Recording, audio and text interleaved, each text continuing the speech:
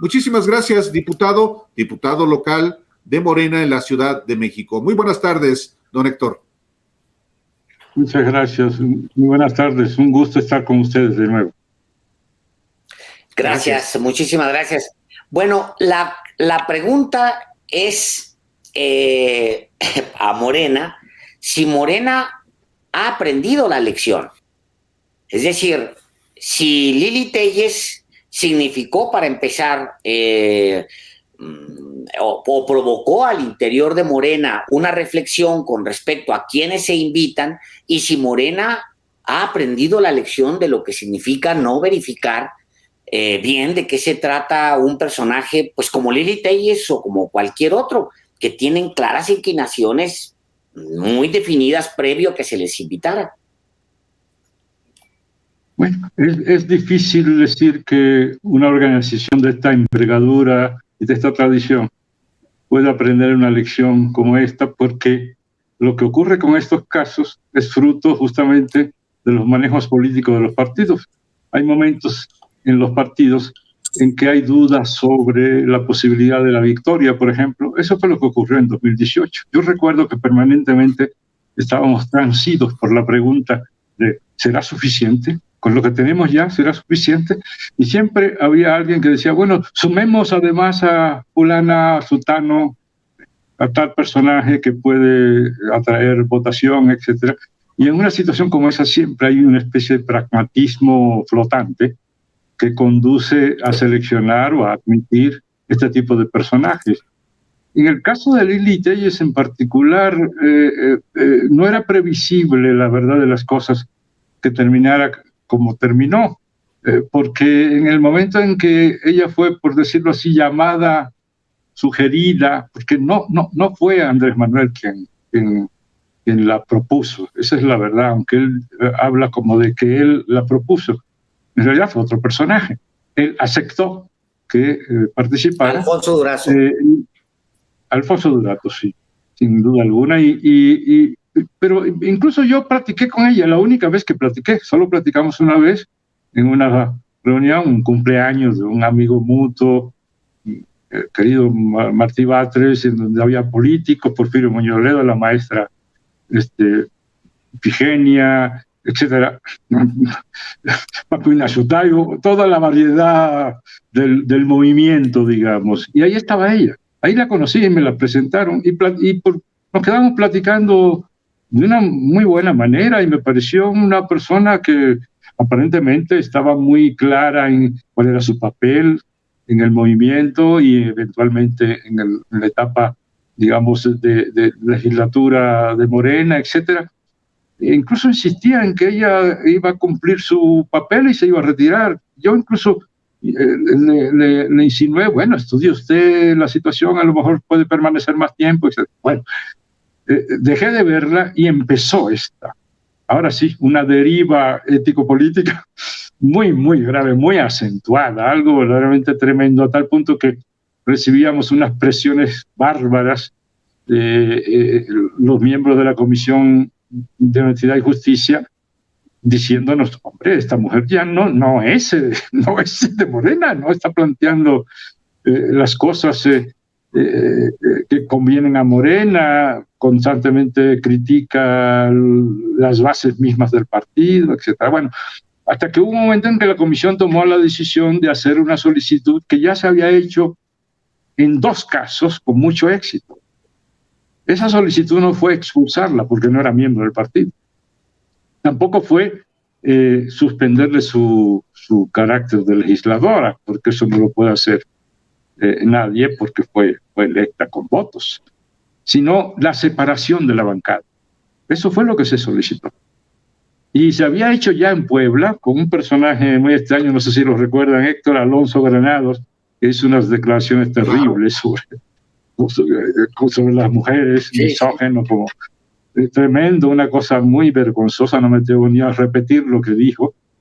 Y otro caso de Nuevo León, de un diputado que homofóbico hizo declaraciones también terribles. En ambos casos nosotros pedimos al grupo de Vox en México, por cierto. Así es. En esos casos en esos dos casos exitosos, pedimos a la bancada que se reuniera como asamblea y tomara la decisión de separarlos de la bancada. Y se hizo exitosamente, porque hay algo que la gente en general no toma en cuenta porque no está en esos asuntos, y es que cuando se va al tribunal el afectado, el tribunal no puede intervenir porque se trata de un acto legislativo, y el tribunal electoral no puede actuar en el ámbito de materia legislativa, lo tiene prohibido por ley. Entonces, cuando el diputado de Puebla y el de Nuevo León se fueron al tribunal, el tribunal le dijo, no, pues si ese es un acto legislativo, nosotros no podemos determinar. Eso mismo debió hacerse en el Senado, en el caso de Lili Telles, pero allí tuvo un aliado estratégico, que en lugar de hacer esto, de reunir a la bancada, para que la bancada hiciera un acto legislativo de decidir la separación, al contrario, salió en su defensa y le sugirió, y ella lo hizo, que fuera al tribunal directamente, y por supuesto el tribunal, eso era sin material electoral, y decidió que permaneciera en su puesto. Esa fue la historia. Y luego de eso, de inmediato se convirtió... ¿A quién se refiere específicamente Héctor Díaz Polanco? ¿Se refiere a Ricardo Monreal? Por supuesto, porque eso fue absolutamente público. Él salió en su defensa, y en lugar de hacer lo que la Comisión de Honestidad estaba pidiendo y que dio muy buen resultado en el caso de Nuevo León y de Puebla, al contrario, decidió incluso él mismo presentar quejas en favor de la senadora Lili Telles. Por eso se quedó en el partido alrededor de 2 años. Nos hubiéramos ahorrado 2 años de calamidades y de disgustos si esto hubiera operado como operó en Puebla y operó en Nuevo León sin ningún problema. Ahora, también, perdón Alejandro, Adelante. Estamos platicando con Héctor Díaz Polanco. Él es el presidente de la mesa directiva del Congreso de la Ciudad de México y antes presidió la Comisión de Honor y Justicia de Morena durante muchos años. Híjole, dejaron mucho trabajo ahí. Ahora, finalmente, Lili Telles se anidó, a pesar de que no estaba a gusto, se anidó en el grupo parlamentario de Morena. Y de pronto, ahora pide hasta cárcel para el presidente López Obrador. Ejemplares como esta, o como una mujer como esta, que se desdice de lo que asumió y que por eso aceptó ser candidata, ¿hay más en el país, diputado? Sí, cómo no, de diversa índole, porque tenemos personas que son de Morena y que traicionaron, o que fueron de la izquierda, incluso en muchos casos, es curioso, de la izquierda radical, y que ahora son cuadros fundamentales de la derecha. Hay varios ejemplos destacadísimos de este tipo, por ejemplo, el caso de Roger Bartra, casos de personajes que estuvieron en el partido, incluso cercanos a Andrés Manuel, como el caso de Mario Di Constanzo, por ejemplo, y que de repente, sí, por un cargo o porque alguien les hizo la corte y terminaron en la derecha, ¿no? Casos muy dramáticos. El caso de Bartra es un caso, ¿verdad? Yo lo he venido estudiando, tengo incluso un pequeño banco de datos, porque es que estos casos son muy interesantes desde el punto de vista sociopolítico y hasta desde el punto de vista psicológico, porque es un tipo especial de personalidad la que se requiere, ¿no? En el caso de Bartra hay que recordar que fue no solo un intelectual de izquierda, fue un dirigente de izquierda del Partido Comunista Mexicano, y que fue considerado durante mucho tiempo probablemente el intelectual más destacado, más brillante, más importante del partido, pero que era un personaje además sumamente radical, era un marxista-leninista. Escribió abundantes libros. Él ahora dice que él siempre fue socialdemócrata. Pues fue un socialdemócrata muy extraño, porque era un socialdemócrata que escribía libros marxistas radicales, ¿no? Y algunos de esos libros incluso eran utilizados en las universidades, en una época en que el marxismo predominaba en la academia. De repente decidió, por su cercanía con Octavio Paz, irse moviendo hacia la derecha. Y ahora ha terminado siendo un intelectual más que orgánico, un soldado intelectual de la derecha más rancia. Opera aquí un fenómeno muy extraño. Abandonando la izquierda, entonces hay una especie de obsesión porque la izquierda fracase, porque eso justificaría el hecho de que la haya abandonado. Y se entra en una especie de círculo vicioso tremendamente complejo. Es muy, muy interesante. Incluso acaba de publicar, creo que a fines del año pasado, un libro, siguiendo con su idea de la melancolía y la jaula de la melancolía, en donde dice cosas terribles de la izquierda. Yo la vengo siguiendo desde hace muchos años porque una de las cosas más interesantes de la intelectualidad orgánica es su capacidad de predicción, es decir, de acertar. Lo que tenemos es que la mayoría de los intelectuales orgánicos de la derecha son especialistas en no acertar. Es decir, especialistas en hacer constantemente predicciones, todo tipo de diagnóstico que no ocurren. Entonces, si uno sigue la literatura de Roger Bartra, desde hace unos 10 años, por ejemplo, 8 años, encontrará artículos tras artículos, libro tras libro, vaticinando la debacle del movimiento de Andrés Manuel, que no iba a llegar a ninguna parte, que iba a ser un fracaso total. Paso tras paso, y paso tras paso, equivocándose. Y para terminar de arreglarlo, perdón, Alejandro, sí, adelante. No, hasta me da pena interrumpirlo porque pues tengo muchas más preguntas por esa vía, pero quiero preguntarle antes, porque sí me interesa extenderle, que se extienda por esa vía, pero antes que nos explique, por ejemplo, el caso Manuel Espino es un caso muy sintomático, porque está bien, ya no es 2018. En 2018 se puede de alguna manera comprender, porque efectivamente yo mismo escribía apenas este lunes, decía, pues es que estaba el presidente sumando, o sea, sumando porque quería decirle al país que estaba armando un proyecto amplio para transformar a México, y esa era su intención, y estaba sumando. Ahora, Manuel Espino se les acaba de meter, y es un hombre que viene del yunque, o sea, es un hombre que acaba de tuitear cosas en contra de los matrimonios de personas del mismo sexo, en fin, o sea, en contra incluso de la adopción, o sea, cosas que cualquiera de izquierda con 3 centímetros de frente, pues sabe que son parte de un pleito largo progresista de todo el siglo XX. ¿Cómo se les mete Manuel Espino, don Héctor, a Morena?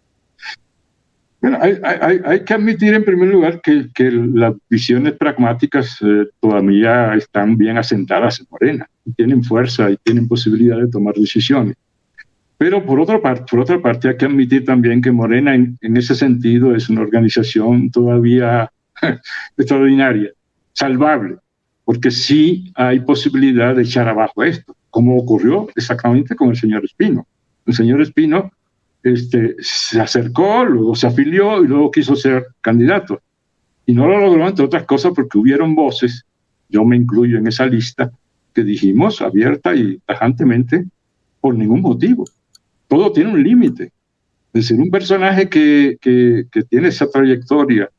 En mi libro sobre el fraude de 2006, yo dedico unos cuantos párrafos a este caballero, porque yo sostengo la tesis de que en el libro de que él fue uno de las piezas claves del fraude de 2006 contra Andrés Manuel López Obrador. Él hizo declaraciones que, si uno las interpreta con cuidado, te dan la idea de que él sabía del proyecto fraudulento con el sistema cibernético del Instituto Electoral. De tal manera que una persona con esos antecedentes, que sea nuestro candidato, eso era absolutamente... Es decir, eso habla bien todavía de Morena, porque Morena es capaz de corregir. Es decir, porque además a veces se olvida que no hay posibilidad de evitar estos movimientos de personajes como estos, porque hay leyes, y la Constitución y las leyes electorales prohíben que un partido prohíba la entrada de un ciudadano. Un ciudadano tiene derecho a inscribirse en un partido, claro, cubriendo los requisitos, pero si no hay requisitos, pues entonces está muy difícil. Y por eso es que muchos estamos pidiendo desde hace tiempo que haya ya requisitos más claros respecto a quién puede ingresar en el partido. Bueno, y estamos hablando de dos casos, de Lili Telles García y de Manuel Espino. Espino ahora formalmente ya se afilió, aunque no haya sido el candidato de Morena al gobierno de Durango. Pero hay otro, Germán Martínez Cázares. Obtuvo una senaduría, solicitó licencia para irse al IMSS, renuncia con una carta violentísima, regresa al Senado solamente para salirse de Morena y constituirse en un grupo con otros senadores. Pero a nivel de los estados, diputado Héctor Díaz Polanco, hay muchos casos. Bueno, apenas recientemente, hace un mes, menos de un mes, el coordinador del grupo parlamentario de Morena en la Cámara de Diputados de Hidalgo renuncia para ser el candidato del partido Movimiento Ciudadano. Un personaje que ha militado, yo digo, en todos los partidos, hasta los que no se han fundado, Francisco Javier Berganza. Y si uno explora cada uno de los estados, así hay casos. ¿Cómo contener a los oportunistas que después se convierten en renegados sin efectivamente cerrarle la puerta a ciudadanos que pueden no necesariamente coincidir al 100% con Morena, pero que tienen una representación y un liderazgo en la sociedad o en la comunidad? ¿Cómo hacerle? Bueno, seguir luchando porque el pragmatismo no sea la directriz de un partido de esta naturaleza. Yo digo, y lo repito mucho cada vez que tengo oportunidad dentro y fuera del partido, que esas son victorias pírricas. Aquí sí se aplica con toda claridad este criterio, porque esto, aun cuando se obtengan victorias, a la larga no resultan positivos, perjudican al partido, perjudican al proyecto. De tal manera que hay que seguir luchando para que este pragmatismo desaparezca, esta idea de que se debe ganar a toda costa. Yo incluso soy muy insistente en la idea contraria, solo para que se vea el contraste, de que lo que hay que aprender en primer lugar en política para mantener principios es la idea de que hay ocasiones en que es mejor perder y que pues, perdiendo a la corta y a la larga se gana. Pero es muy difícil, el pragmatismo está muy, muy arraigado. No hay que confundirse, porque un político una vez me dijo eso, Jesús del PRD, que por qué estaba yo en contra de lo práctico, porque para él pragmático era como ser práctico. No, pragmático no es ser práctico, pragmático es creer que los fines se justifican por los medios, y no es así. Es decir, en política, la verdadera política, la que nosotros queremos impulsar, los fines no justifican los medios, los fines definen los medios. En consecuencia, hay que trabajar con medios igualmente válidos y valiosos, pero los fines. Esa es la gran diferencia entre quién es pragmático y quién no lo es. Pero en la medida en que el partido vaya avanzando, yo espero que se va a entrar muy pronto en una nueva fase del partido Morena, que por cierto en los últimos meses ha estado casi borrado del panorama nacional, de la política nacional, y que se reinicie un proyecto de reactivación. Sí, adelante. Exactamente eso adelante. quería preguntarle, don Héctor Díaz Polanco, exactamente sobre eso quería preguntarle a usted. A ver, el presidente posiblemente esté enfrentando una de los embates más duros, incluso yo diría comparable. Cuando yo me meto a las redes, checo, verifico la cantidad de memes que hay, la producción en tiempo real de memes que hay, lo que está circulando también en WhatsApp, que es poderosísimo, con videos, con memes, con frases recortadas, con muchas de esas. Cuando veo lo que está pasando en la prensa, cuando veo que está pasando, es evidente que el presidente trae ahora mismo una inversión en contra poderosísima para destruirlo a niveles de 2005, 2006, de ese tamaño. Pero ahora el presidente es el presidente, antes era un candidato de una fuerza que aspiraba algún día a tomar el poder, no, ahora es el presidente de México, tiene un partido político y un movimiento aparte, o sea, el partido, sí, ahí está la estructura para ganar las elecciones, pero un movimiento poderosísimo, pero yo no veo a Morena. O sea, veo esfuerzos por ahí, los gobernadores sacaron un desplegado como si estuviéramos en los años 70, como si se tuviera que publicar un desplegado en Excelsior para que te oyeran, sin ningún ingenio, pues. O sea, pero lo que yo veo es el corazón estratégico de todos es Morena, porque es quien podría estar encabezando una defensa. Y quisiera que usted me diera una explicación mediana de qué es lo que está pasando ahí al interior, por qué está desaparecido Morena, su presidente, etcétera. Y también me gustaría mucho que explicara cómo es posible que ustedes puedan seguir siendo aliados de la cosa esta verde, del parásito verde, que no ha hecho un solo pronunciamiento en 3 años a favor del presidente López Obrador. Al contrario, en las elecciones del 2021, medio que dijo por ahí el señor Velasco que iba a repensar si se quedaban en la alianza con Morena. O sea, ¿de verdad necesitan al parásito verde? ¿Y qué está pasando al interior de Morena? Bueno, yo lo que puedo decir, lo que veo desde mi posición, yo ya no estoy en este momento en algún cargo del partido, no en el trabajo legislativo, pero por supuesto tengo idea clara de que no están marchando bien las cosas en el partido en este momento.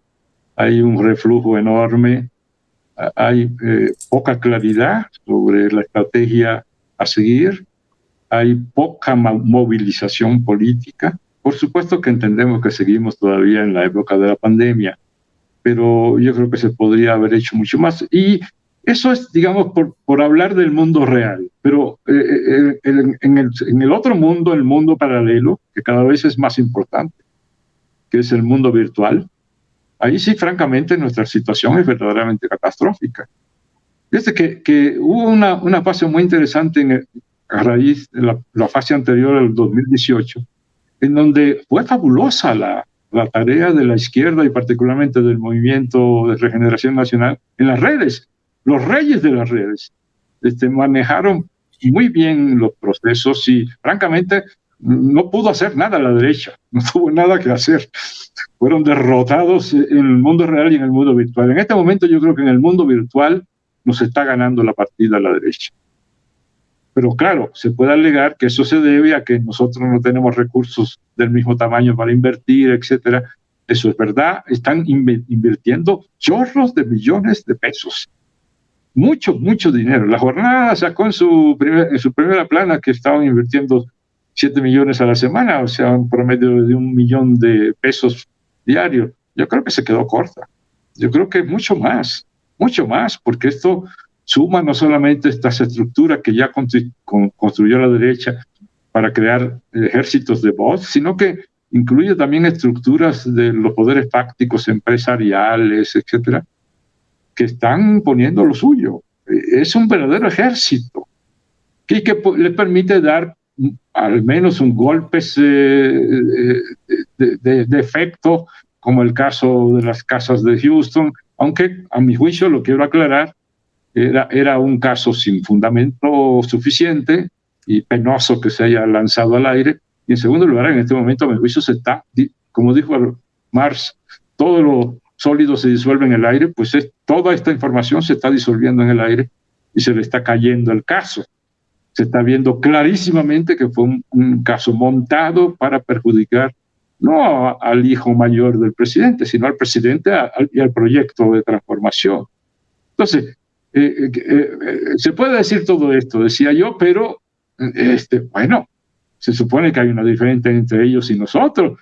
Se supone que nosotros no necesitamos, nunca lo necesitamos en la etapa anterior del movimiento, nunca necesitamos mucho dinero para actuar.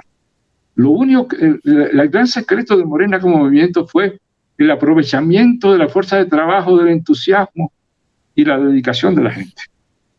Esa fue nuestra arma. Por eso, nosotros no invertimos ni un centavo en propaganda, realmente, en las redes, ni nada de eso, eso es falso. Bueno, si quieren seguir creyendo los de la derecha es un tema de dinero, don Néstor. O sea, ¿perdón? Cualquiera de nosotros sabe que el López Obradorismo, cualquier periodista que haya medianamente seguido al movimiento, la formación del movimiento de López Obrador, sabe que no fue un tema de dinero. En realidad, nunca hubo dinero en el movimiento. Hubo, pues sí, cuando ya tenían un partido, cuando empezó, porque pues a ese derecho faltaba más, que no les llegara dinero como le llega a cualquier partido, pero nunca fue un tema de dinero. La audacia de 2018, a la que usted se refiere, se perdió, pero es una cosa impresionante porque simplemente se doblaron las manos. No hay nadie haciéndolo. Por ahí un tuit, por ahí alguna cosa esporádica, un desplegado como en los años 70, por ahí esfuerzos. Sí, creo que es muy lamentable la situación porque, por decirlo así, estamos viviendo de los superpoderes de Andrés Manuel López Obrador. Sí. Es terrible. Está como un gigante cargando toda la responsabilidad. Es el hombre que mantiene a raya a la derecha, es el hombre de los grandes proyectos, el hombre incansable que aplica políticas formidables para las clases populares, etcétera, etcétera. Pero lo que viene requiere un partido político. Bueno, la experiencia latinoamericana está ahí para que aprendamos de ella, latinoamericana y mundial, pero hablando de América Latina, hemos visto un caso tras otro en que cuando se ha llegado a fracasar es porque la organización política nacional o no se terminó de construir, o ya construida, una vez llegado al gobierno, abandonaron prácticamente al partido, el partido se debilitó, prácticamente desapareció, y vino el golpe, vino el fracaso. Entonces necesitamos, al contrario, meterle mucha fuerza y mucho impulso al partido, porque es una pieza clave. Esto no implica que para solucionar la cosa tengamos que estar metiendo cizaña y armando pleitos, etcétera. Es algo muy sencillo. Un partido político requiere renovar cada cierto tiempo a su dirigencia. Y un partido político como este de izquierda requiere que se apliquen principios democráticos y procedimientos democráticos que ya están en los estatutos. Porque de otra manera las cosas se van deteriorando, se van desgastando, y yo creo que esa es la situación que tenemos ahora. Eso no significa que Morena ni está muerta ni va a desaparecer. A mi juicio, lo que requiere es una buena coordinación. De hecho, claro. Y esta sería mi última pregunta de mi parte, siempre con la gratitud, diputado Héctor Díaz Polanco, ahora presidente de la mesa directiva del Congreso Local de la Ciudad de México. Yo le preguntaría, es que en efecto, ni por mucho Morena está ni debilitado, si nos atenemos pues al poder constitucional que tiene no solamente la presidencia, la mayoría de las dos cámaras, sino la mayoría de los congresos locales, en las gubernaturas que como jamás en su historia ha tenido, y proyecta tener más en la elección de este mismo año y la del año siguiente. El problema es que se ve efectivamente un partido entumido y si alguna acción tiene, es hacia adentro, mirándose al ombligo o en la lógica de la vida interna, muy facciosa, para disputarse, pues sí, pedazos de poder en ese partido. Pero de no tener a un presidente con la capacidad para comunicar y para, digamos, hasta darle la vuelta a los asuntos, estaría absolutamente en la orfandad Morena y sus supuestos aliados. Es decir, aquí no es un asunto de dinero y que tienen muchísimo. Es un asunto de imaginación y creo que de tener muy claro para qué es el poder y para qué es la relación con la sociedad. ¿Qué tipo de relación quiere este partido con la sociedad? Y ahí no se ve, no se nota. Así es, y hay que decir que de todas maneras, además es un partido con mucha suerte, porque en este momento lo que salva esta situación por la que atraviesa Morena es el adversario que tiene. La oposición, francamente, es verdaderamente catastrófico. Estoy escribiendo un pequeño texto que voy a publicar en estos días, que estoy llamando el negacionismo opositor. Es un fenómeno verdaderamente extraordinariamente interesante de cómo una oposición, incluyendo a sus intelectuales orgánicos, que han resultado unos buenos para nada, para los fines de la propia derecha, su principal visión, yo lo llamo una ontología desquiciante, que es el de no ver la realidad y negar la realidad. Es decir, la realidad política y la realidad gubernamental. Es decir, según la oposición, no existe la realidad que consiste en un gobierno que tiene decenas de proyectos transformadores, un gobierno que tiene obras maravillosas, fantásticas, extraordinarias, enormes, no una, no dos, mínimo media docena, simultáneamente, y sin contraer deudas, que ha aumentado el salario mínimo, que ha entregado becas a millones de estudiantes, que entrega pensión a más de 10 millones de adultos, etcétera, etcétera, etcétera, etcétera. Pero no, niegan que eso exista, pero tampoco son capaces de elaborar un proyecto alternativo a este proyecto no existente de Morena, el desastre, el fracaso que ellos ven, no de Morena, sino de la Cuarta T, del gobierno de la Cuarta T. Entonces, verdaderamente se podría decir que Morena se está en parte alimentando de esta carencia extraordinaria de una oposición medianamente racional y con propuestas medianamente interesantes. Entonces, pero eso solo, esa ventaja solamente no puede sostenerse.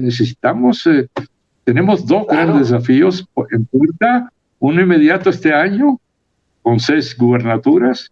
Tenemos además de esto el revocatorio, que yo creo que sí va a salir bien, porque la popularidad de Andrés Manuel es enorme, pero tenemos que ayudar, tenemos que impulsar que la gente salga a votar, etcétera. Y por supuesto lo de la reforma eléctrica, que es un asunto estratégico para México. Eso va a marcar a este país durante décadas, en un sentido u otro. Si sale bien las cosas, tendremos un país con viabilidad que se podrá colocar en una neomodernidad en las condiciones actuales del mundo en términos energéticos, porque podremos llevar una política como colectivo, como país, como Estado. De otra manera, estaremos en manos de transnacionales que, como sabemos, no tienen ni patria ni matria. Gracias. Don Héctor Díaz Polanco, muchísimas gracias por haber estado este día aquí con nosotros. Como siempre, de verdad, un enorme gusto. Gracias. Me mando a saludar.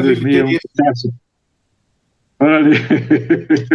Un saludo para el por favor. Ya, que no quiera meter a la cárcel al presidente.